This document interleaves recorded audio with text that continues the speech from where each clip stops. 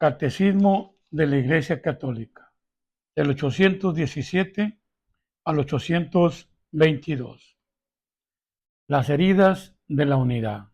De hecho, en esta una y única Iglesia de Dios aparecieron ya desde los primeros tiempos algunas escisiones que el apóstol reprueba severamente como condenables. Y en siglos posteriores surgieron disensiones más amplias y comunidades no pequeñas se separaron de la comunión plena con la Iglesia Católica y a veces no sin culpa de los hombres de ambas partes. Tales rupturas que lesionan la unidad del cuerpo de Cristo se distingue la herejía, la apostasía y el cisma. No se producen sin el pecado de los hombres. Donde hay pecados, ahí hay desunión, cismas, herejías, discusiones, pero donde hay virtud, ahí hay unión, de donde resultaba que todos los creyentes tenían tan solo un corazón y una sola alma. Los que nacen hoy en las comunidades surgidas de tales rupturas y son instruidos en la fe de Cristo, no pueden ser acusados del pecado de la separación y la Iglesia Católica los abraza con respeto y amor fraternal, justificados por la fe en el bautismo. Se han incorporado a Cristo. Por tanto, con todo derecho, se honra con el nombre de cristianos y son reconocidos con razón por los hijos de la Iglesia Católica como hermanos en el Señor. Además, muchos elementos de santificación y de verdad existen fuera de los límites visibles de la Iglesia Católica. La palabra de Dios escrita, la vida de la gracia, la fe, la esperanza y la caridad y otros dones interiores del Espíritu Santo y los elementos visibles.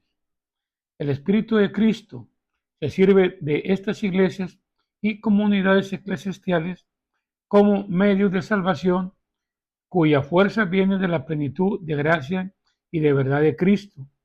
Ha confiado a la Iglesia Católica.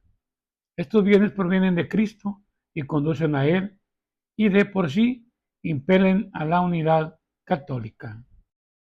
Hacia la unidad. Aquella unidad que Cristo concedió desde el principio a la Iglesia, creemos que subsiste indefectiblemente en la Iglesia Católica y esperamos que crezca de día en día hasta la consumación de los tiempos. Cristo da permanentemente a su Iglesia el don de la unidad, pero la Iglesia debe orar y trabajar siempre para mantener, reforzar y perfeccionar la unidad que Cristo quiere para ella. Por eso Cristo mismo rogó en la hora de su pasión y no cesa de rogar al Padre por la unidad de sus discípulos. Que todos sean uno, como tú, Padre, en mí y yo en ti. Que ellos sean también uno en nosotros, para que el mundo crea que tú me has enviado. El deseo de volver a encontrar la unidad de todos los cristianos es un don de Cristo y un llamamiento del Espíritu Santo. Para responder adecuadamente a este llamamiento se exige una renovación permanente de la Iglesia en una fidelidad mayor a su vocación. Esta renovación es el alma de los movimientos hacia la unidad. La conversión del corazón para llevar una vida más pura según el Evangelio, porque la infidelidad de los miembros al don del Cristo es la causa de las divisiones. La oración en común, porque es esta conversión del corazón y santidad de vida, junto con las oraciones privadas y públicas por la unidad de los cristianos. Deben considerarse como el alma de todo el movimiento ecuménico y pueden llamarse con razón ecumenismo espiritual.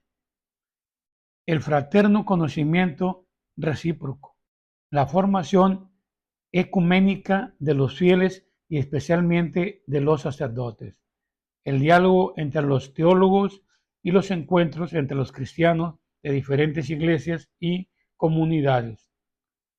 La colaboración entre cristianos en los diferentes campos de servicio a los hombres.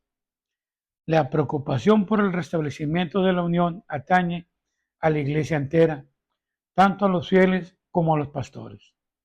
Pero hay que ser conocedor de que este santo propósito de reconciliar a todos los cristianos en la unidad de la una y única iglesia Jesucristo excede las fuerzas y la capacidad humana. Por eso hay que poner toda la esperanza en la oración de Cristo por la iglesia, en el amor del Padre para con nosotros y en el poder del Espíritu Santo.